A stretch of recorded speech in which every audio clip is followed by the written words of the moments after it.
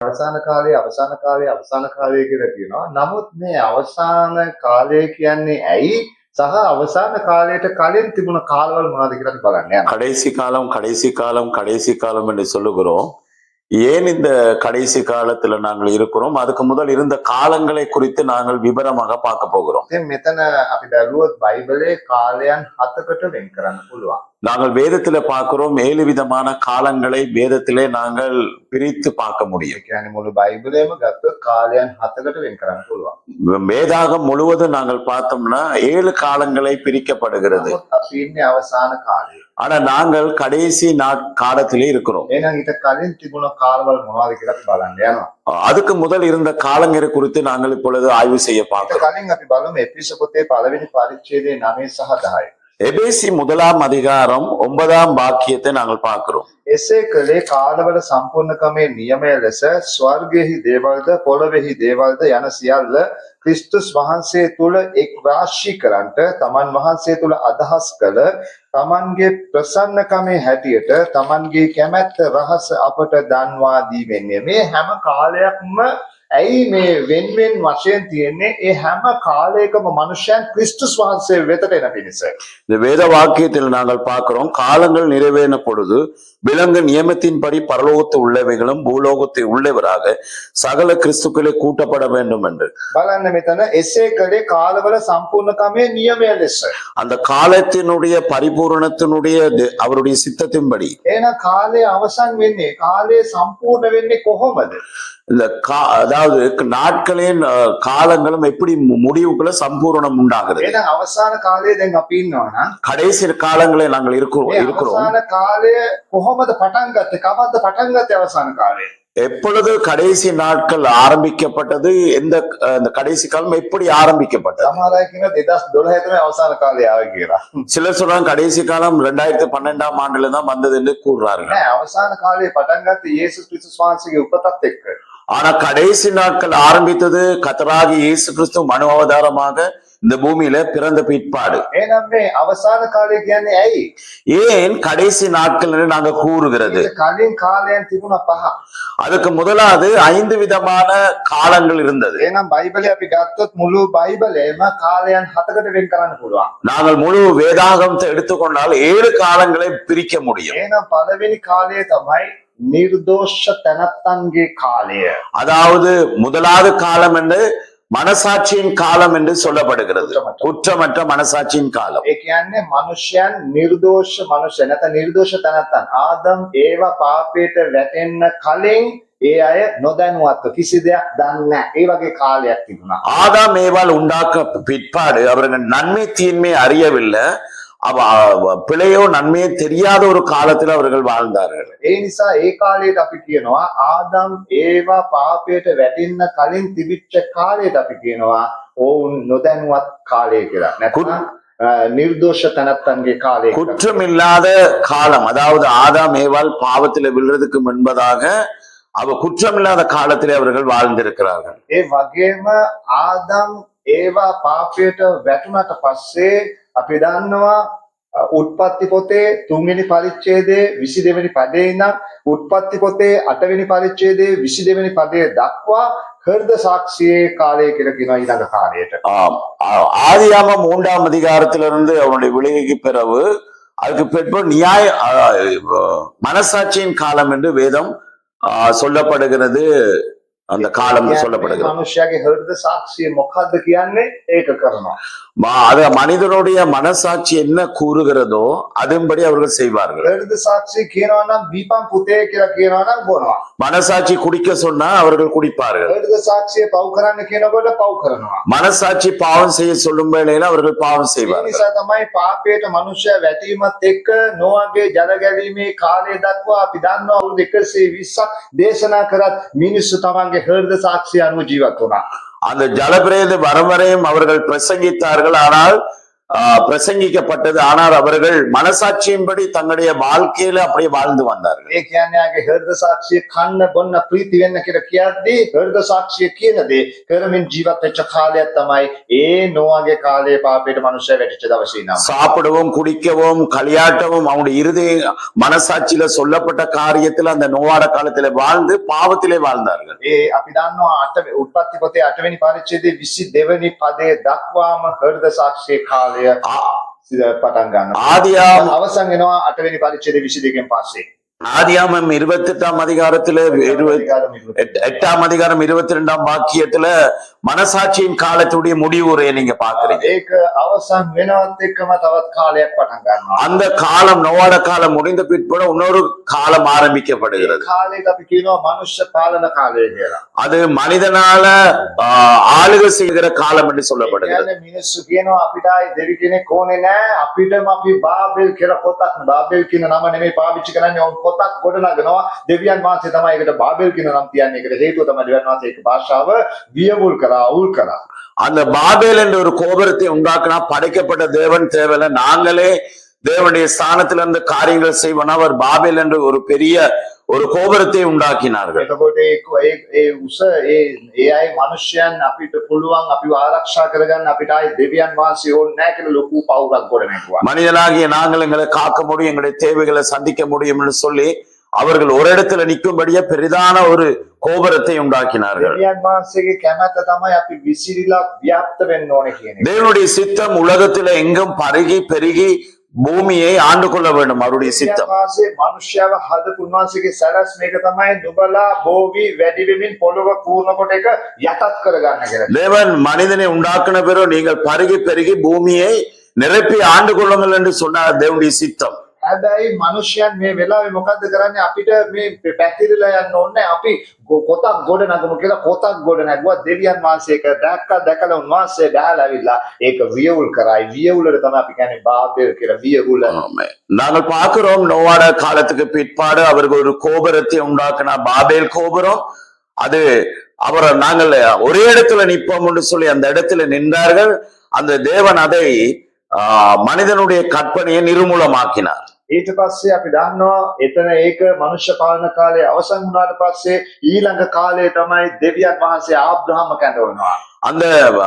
அந்த காலம் முடிந்த பிற்பாடு தேவன் அதுக்கு பிற்பாடு ஆபிரகாமை அழைக்கிறார். ආබ්‍රහම්ම දෙවියන් වහන්සේ ඌර් කියන දේශයෙන් කැඳවනකොට අවුරුදු 70 වෙනි තමයි කැඳවන්නේ. නමුත් අවුරුදු 75ක් වෙනකම් ඔහු ආවේ නැහැ. දෙවියන් වහන්සේගේ හන්ට හුස්කන් දුන්නේ නැහැ. 70 வயசிலே தேவன் ஊர் என்ற பட்டணத்திலே ஆபிரகாம் அழைக்கிறார். 5 ஆண்டு காலம் அங்கே இருந்தார். தேவனுடைய சத்தத்துக்கு அவர் செவி சாய்க்காமல் 5 வருடம் அங்கே இருந்தார். අවුරුදු 75 දී තමයි දෙවියන් වහන්සේ වෙතට ආවේ. அவர் 75 வயதுக்கு பிற்பாடுதான் தேவனிடத்தில் அவர் வந்தார். ඒ නිසා මේ වෙලාවේ අපි දන්නවා දෙවියන් වහන්සේ ආබ්‍රහම්ම කැඳවලා ආබ්‍රහම්ට පොරොන්දු දුන්නා.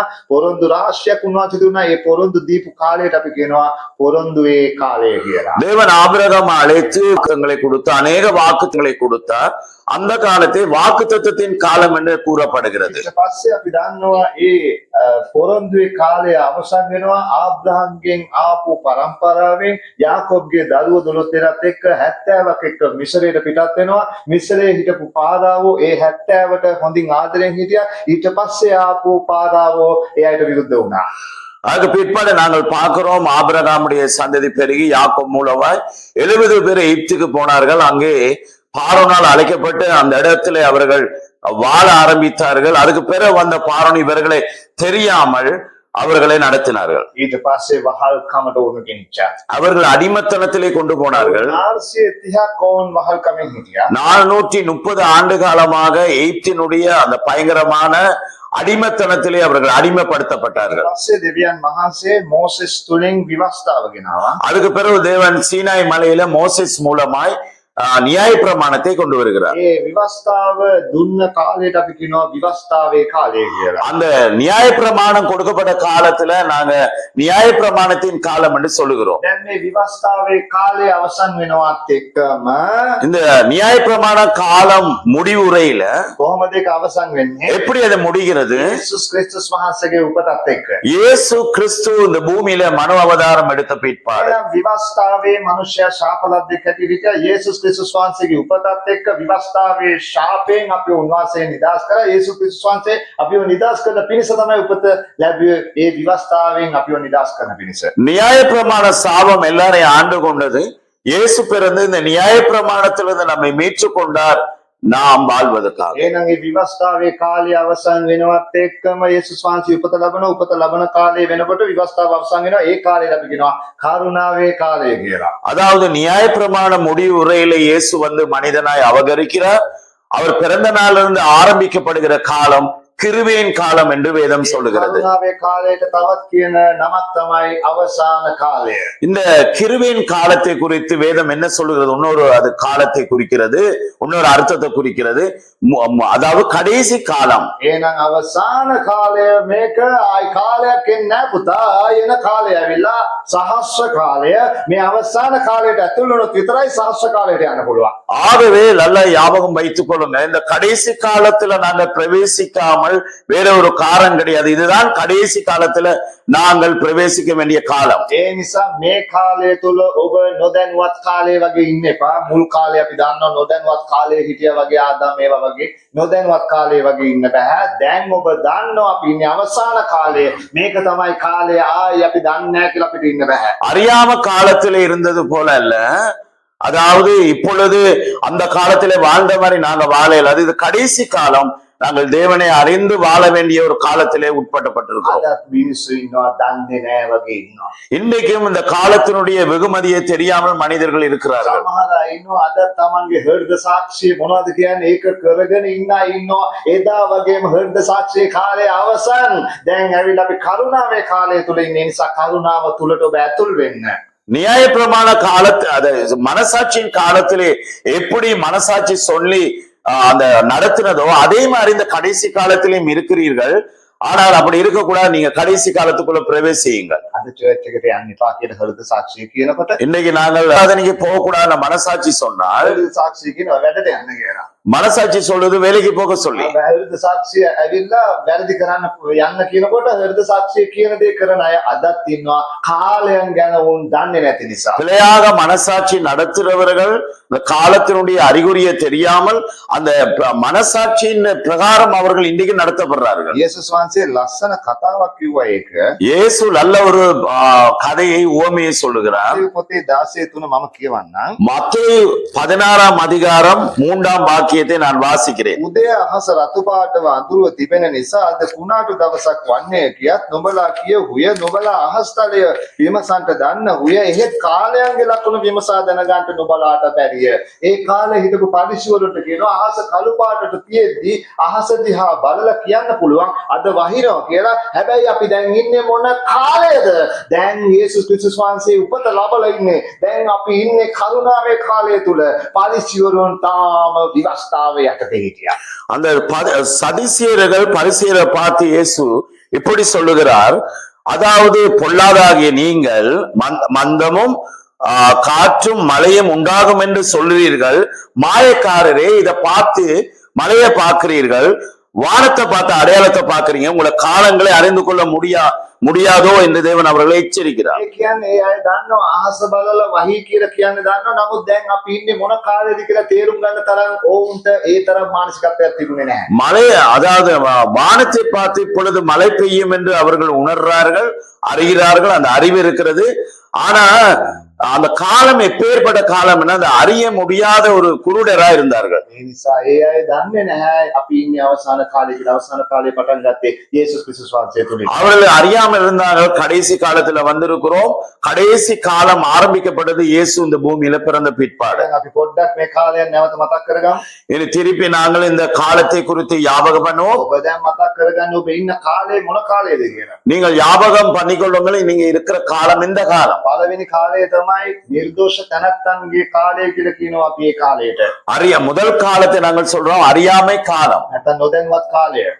பாவத்தை குறித்து அறிவில்லாத காலம். ඊට පස්සේ අපි දන්නවා මනුෂ්‍යයන් හෘද සාක්ෂියේ කාලය. மனசாட்சியின் காலம் என்று சொல்லப்படுகிறது. ඊට පස්සේ මනුෂ්‍ය පාලන කාලය. அதாவது மனிதனால இயங்கப்படுகிற ஒரு காலம் என்று சொல்லப்படுகிறது. අපි දන්නවා පොරොන්දුවේ කාලයක් කියලා. அதுக்கு பிறகு நாங்கள் பார்க்கிறோம் வாக்குத்தத்தத்தினுடைய காலம். ඒක ආබ්‍රහම්ගේ කාලය. அது ஆபிரகாமுடைய காலத்துல. දෙවියන් වහන්සේ පොරොන්දුව කාලයේ අවසන් සමාදන් වෙනවා. අපි දන්නවා විවස්ථාවේ කාලයක් කියලා තිබුණා මෝසෙස් තුලින් පටන් ගත්තා. அந்த வாக்குத்தத்தத்தின் காலம் முடிந்தவுடனே அதாவது න්‍යාය ප්‍රමාණය. நியாயப்பிரமாண காலம் ஆரம்பிக்கப்படுகிறது. ඊට පස්සේ යේසුස් ක්‍රිස්තුස් වහන්සේ උපත ලබනවත් එක්කම කරුණාවේ කාලය ආරම්භ වෙනවා. ඒකට අපි කියනවා කරුණාවේ කාලය සහ අවසන් කාලය. இயேசு பிறந்த பிற்பாடு அது கடைசி நாட்களும் கிருபையின் காலம் ஆரம்பிக்கப்படுகிறது. දැන් අපි බැලුවා කාලයන් 6ක් ගැන අපි බැලුවා. நம்ம 6 காலங்களை குறித்து பார்த்தோம். ඊළඟට එන කාලය මොකද්ද? இனி வருகிற காலம் எந்த காலம்? තමයි සහස්‍ර කාලය, අවුරුදු 1000ක පාලන කාලය. 1000 வருஷ ஆட்சியின் காலம் வரப்போகிறது. ඒකට යන්න නම් අවසාන කාලයට ඇතුල් වෙන මනුස්සයන් ක්‍රිස්තුස් වහන්සේව අදහ ගන්න ඕනේ. அதாவது 1000 வருஷாட்சிக்குள்ள ஒரு மனிதன் உட்பட வேண்டுமானால் அவன் கடைசி நாட்கள்ல வரணும், அந்த இயேசுவை ஏற்றுக்கொள்ள வேண்டும். හැම මිනිසෙක්ම යේසුස් වහන්සේව විශ්වාස කරන්න ඕනේ. எல்லா மனிதனும் கர்த்தராகிய இயேசு கிறிஸ்துவை விசுவாசிக்க வேண்டும். අපි දන්නේ නැහැ අද රාත්‍රියේ උන්වහන්සේ නෝද කියලා. මොකද අපි ඉන්නේ අවසාන කාලයේ අවසාන පැය කීපය තුල තමයි අපි ඉන්නේ. நாங்க சொல்ல முடியாது இந்த இரவும் வரலாம், இயேசு கிறிஸ்துடைய வருகை வெகு சீக்கிரம், எந்த நேரம் எந்த மணித்தியாலம் நாங்க சொல்லவே முடியாது. அவர் வெகு சீக்கிரமா வரப்போறார். අපි ඉන්නේ අවසාන කාලයේ අවසානම පැය කීපය තුල ඉන්නවා. நாங்கள் கடைசி காலத்துல இருக்கிறோம், கடைசி மணித்தியாலத்துக்குள்ள இருக்கிறோம் என்று சொல்ல முடியும். ඊට පස්සේ උන්වහන්සේ තුල කරුණාවේ කාලයට ඔබ ඇතුල් වුනේ නැත්නම් අනිවාර්යෙන් ඔබ පීඩා කාලයට මුහුණ දෙන්න යනවා. ஆகவே இந்த கிருபையின் காலத்திலே நீங்கள் பிரவேசிக்காவிட்டால் நிச்சயமாகவே உபத்திர காலத்திலே நீங்கள் சிக்கிக் கொள்வீர்கள். නිසා ඔබ මේ කරුණාවේ කාලය ඇයි උන්වහන්සේ මේ කරුණාවේ කාලය තියලා තියෙන්නේ? තවමත් යේසුස් වහන්සේට ප්‍රමාද ඇයි? ඔබ හැම කෙනෙක්ම මේ කරුණාවේ කාලය තුලට ඇතුල් වෙන පිණිසයි. ஏன் இந்த கிருபையின் காலம் முடியாமல் இன்னும் தாமதமா இருக்கிற நோக்கம்? நீங்கள் எல்லாரும் கடைசி காலத்துக்குள்ள பிரவேசிக்க வேண்டும் தேவன் பாதுகா நோக்கமா இருக்கிறார். සමහර අය කියනවා තාම නැහැ. ඕ කිව්වට තාම නැහනේ. சிலர் சொல்றாங்க, வருகையை குறித்து சொல்றீங்க, இன்னும் வரலையே, இன்னும் நடக்கலையேன்னு சொல்றார்கள். ඒ ප්‍රමාද වෙන්නේ ඔබ නිසායි. அந்த தாமதம் உங்களுக்காகவே தாமதமாகிறது. මේ කරුණාවේ කාලයට ඇතුල් වෙනකම් වාසිය බලාගෙන ඉන්නවා. இந்த கிருபையின் காலத்துக்குள்ள பிரவேசிக்க வரையும் அவர் உங்களை கவனித்து பார்க்கிறார். යේසුස් වහන්සේව විශ්වාස කරන්න. இயேசுவை விசுவாசியுங்கள். කරුණාවේ කාලයට ඇතුල් වෙන්න. கிருபையின் காலத்துக்குள்ள பிரவேசியுங்கள். ඉල්ල තුලින් ඔබ ධර්මිෂ්ඨ කරනු ලබනවා. விசுவாசத்தினால நீங்க நீதிமானாக்கப்படுவீர்கள். ඊළඟට සහස්‍ර කාලයට ඇතුල් වෙනවා. அதுக்கு பிறகு நீங்க 1000 வருஷாட்சிக்குள்ள பிரவேசிக்க முடியும். ආමේන්. ஆமென். ඒ නිසා මේ කාලයන් තේරුම් අරගෙන இந்த காலத்தை நீங்க சிந்தித்து ඔබ ඉන්නේ මොන කාලෙද කියලා තේරුම්. நீங்க எந்த காலத்துல இருக்கிறீங்கன்னு சொல்லி දැන් ඔබේ හෘද සාක්ෂිය කියන විදිහට ජීවත් වෙන්නේ නැතුව உங்களுடைய மனசாட்சி சொல்ற விதத்துல நீங்கள் வாழாதபடி, පොරොන්දු විතරක් අල්ලගෙන ජීවත් වෙන්නේ නැහැ. நீங்கள் வாக்குத்தத்தங்களை மட்டும் பிடித்து வாழாதபடி පොරොන්දු දුන් තැනන් වාසය වල්ලගන්න. வாக்குத்தத்தத்தை கொடுத்த தேவனை பிடியுங்கள். දැන් අපගේ හෘද සාක්ෂිය කියන දේවල් කරන්නේ නැතුව நாங்கள் எங்களோட மனசாட்சி சொல்ற காரியத்தை நாங்கள் ஈடுபடாதபடி, මිනිස්සු අපිට කියන දේවල් කරන්නේ නැතුව மனிதர்கள் சொல்றதை நாங்கள் செய்யாதபடி. මම දන්නේ නැහැ කියන්න බෑ. දැන් ඔබ දන්නවා. எனக்கு தெரியாதுன்னு சொல்ல முடியாது, இப்போ உங்களுக்கு தெரிகிறது. ඔබ ඉන්නේ අවසාන කාලේ. நீங்கள் இப்பொழுது கடைசி காலத்தில் இருக்கிறீர்கள். වාසයව විශ්වාස කරන්න. அவரை விசுவாசியுங்கள். වාසය තුල ඔබට ගැලවීම තියෙනවා. அவருக்குள்ளாக உங்களுக்கு மீட்பு ரட்சிப்பு இருக்கிறது, නොමිලේ. இலவசமா ரட்சிப்பு இருக்கிறது. මේක තමයි කරුණාවේ කාලය. ஏன் அப்படி சொல்லுகிறேன்? இதுதான் கடைசி காலம். නොමිලේ දෙන්නේ වටින්නේ. ஏன் இது வெகுமதி இல்லையா? ஏன் இலவசமா கொடுக்கப்படுகிறது? ආතවත් මිලදී ගන්න බැරි නිසා මේ කාලය ඇවිල්ලා කරුණාවේ කාලේ ඕන කෙනෙකුට ඇතුල් වෙනවා. யாருக்கும் விலக்கிரியத்தை கொடுக்க முடியாது. கிருபைக்குள்ள ஓடி வாங்க. ඇයි ඒක නිකන් දෙන්නේ නොමිලේ දෙන්නේ? ஏன் தேவன் இலவசமா கொடுக்கிறார்? වටින්නේ නැති නිසාද? அது பெருமதி இல்லாதனாலயா? කිසි කෙනෙකුට මේ ලෝකේ ඉන්න කිසිම කෝටිපතියෙකුට ගන්න බෑ මුදල් වලින් ඒ ගැලවීම. இந்த பூமியில இருக்கிற எந்த கோடீஸ்வரனும் தன்னுடைய பொருட்களால வேண்ட முடியாத அவ்வளவு விலையேற பெற்ற ரட்சிப்பு இது. ඒ නිසා තමයි මේ කරුණාවේ කාලයට ඇතුල් වෙන්නේ. ஆகவேதான் நான் உங்களுக்கு கூறுகிறேன், கிருபையின் காலத்துக்குள்ள பிரவேசியுங்கள். යේසුස් වහන්සේව විශ්වාස කරන්න. இயேசுவை விசுவாசியுங்கள். අනිත් අයව දැක්මක් කරන්න. மற்றவர்களுக்கும் இதை கூறுங்கள். Thank you ඔබට. நன்றி. යාක්ෂා කරමු. நாங்கள் ஜெபம் பண்ணுவோம். නරඹන්නව හැම කෙනෙකු දිසා. இந்த பார்க்கிற எல்லாருக்காக நாங்க ஜெபம் பண்ணுவோம். කරුණාවන්ත පියාණනි, கிருபையுள்ள பிதாவே, වහන්සේට ස්තුතියි. உமக்கு நன்றி செலுத்துகிறோம். වචනේ අහන්නව හැම මිනිසෙකගේම හදවත ස්පර්ශ කරන්න. இந்த வார்த்தையை கேட்ட எல்லாருடைய இருதயங்களை நீங்கள் தொடுவீராக. ඔවුන්ගේ හිත කියන විදිහට ජීවත් වෙන්නේ නැතුව, அவர்களை மனசு சொல்ற பிரகாரம் ஜீவிக்காதபடி, මනුෂ්‍යයන් කියන දේ අනුව ජීවත් වෙන්නේ නැතුව, பிதாவே அவர்கள் மனிதர்கள் கூறுகிற விதத்திலே ஜீவிக்காதபடி, අපි ඉන්නේ අවසාන කාලේ අවසාන හෝරා කීපය තුළ ඉන්න கடைசி நாட்கள கடைசி நிமிஷத்துக்குள்ள நாங்க வந்திருக்கிறோம். තේරුම් අරගෙන ජීවත් වෙන්න උදව්. இதை நாங்கள் அறிந்து வாழத்தக்கதா கிருபை செய்வீரா. වහන්සේගෙන් අහප්ප යන සිතක් කිසි කෙනෙකුට එපා ස්වාමී. கத்தரை விட்டு தூர போடுகிற இருதயம் ஒருவருக்கு இராதபடி நாங்கள் ஜெபிக்கிறோம். මේ වචනේ හැම කෙනෙකුම හදවත්වල නිදන් කරන්න. இந்த கேட்ட வார்த்தைகள் ஒவ்வொருடைய இருதயங்களை கிரிய செய்யப்படுவதா. හදවත ස්පර්ශ කරන්න. ஒவ்வொருடைய இருதயங்கள் தொடுவீராக. ස්වාමීනි පවුලේ අය குடும்பத்தின் அங்கத்தவர் ස්වාමීනි ඒ අයට හදවත ස්පර්ශ කරන්න. அவர்களுக்கு அந்த சுவிசேஷத்தை அறிவிக்கும்படியா இருதயத்தை தொடும்படியா ஜெபிக்கிறோம். කාලයක් ඉන්නේ නෑ ස්වාමීනි. අපි දන්නවා. இனி காலம் வராதென நாங்கள் அறிந்திருக்கிறோம் பிதா. අවසාන කාලේ நாங்கள் கடைசி காலத்தில் இருக்கிறோம். අවසාන කාලේ අස්සන්නේ කාලයක් වේවා යේසුස් වහන්සේ. இந்த கடைசி நாட்கள்ல பெரிதான அறுவடை வரும்படியாய் வேண்டுகிறோம். ස්වාමීනි හැම මිනිසෙක්ම යේසුස් වහන්සේ වෙතට එන්න ඕනේ ස්වාමීනි. எல்லா மனிதர்கள் கிறிஸ்துவண்டிலே வரும்படியாய் ஜெபிக்கிறோம். වාසය පිළිගත් දරුවෝ ඉතා උනන්දුවෙන් ස්වාමීනි පවුලේ ඥාතීන්ට ස්වාමීනි හිතවත් අයට ස්වාමීනි යාළුවන්ට හැම කෙනෙකුටම ස්වාමීනි ඔවුන් දැනුම් දෙන්නුනේ අපි ඉන්නේ අවසාන කාලේ කියලා. உண்மை விசுவாசத்தை ஏற்றுக்கொண்ட அனைவரும் அவருடைய உறவினர்கள், குடும்பத்தார், அயல் ஜனங்கள், மற்ற மக்களுக்கு கடைசி காலத்துல வந்திருக்கிறோம் சொல்லத்தக்கதாக கிருபை கொடுக்கும்படியாய் வேண்டுகிறோம். ජීවිතයකටම ආශිර්වාද කරන්න. ஒவ்வொருடைய வாழ்க்கைக்கு நாங்கள் ஆசீர்வதிக்கும்படியா வேண்டுகிறோம். යේසුස් වහන්සේ. இயேசுவின் நாமத்தினால். ආමේන්. ஆமென், ஆமென், ஆமென், ஆமென். Thank you, Pastor.